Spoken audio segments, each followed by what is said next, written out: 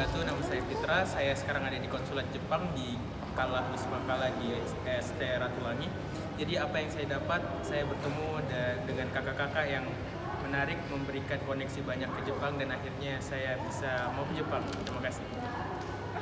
Saya Arika Nurul Fadila dari Departemen Ilmu Hubungan Internasional, dan begitu banyak pengalaman baru yang kami dapatkan dan juga informasi yang langsung kami peroleh dari konsuler Jepang mengenai budaya Jepang, kemudian dari bidang ekonomi, politik, semuanya sangat insightful bagi kami, dan kami sangat beruntung bisa memperoleh kesempatan untuk berkunjung ke sini.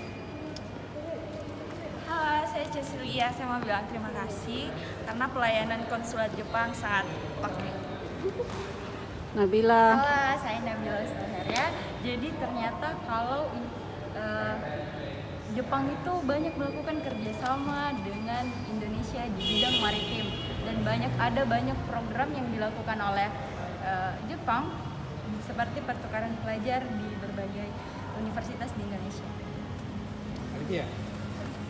Ada pun juga beberapa faktor-faktor dan pendorong mengapa Jepang memiliki banyak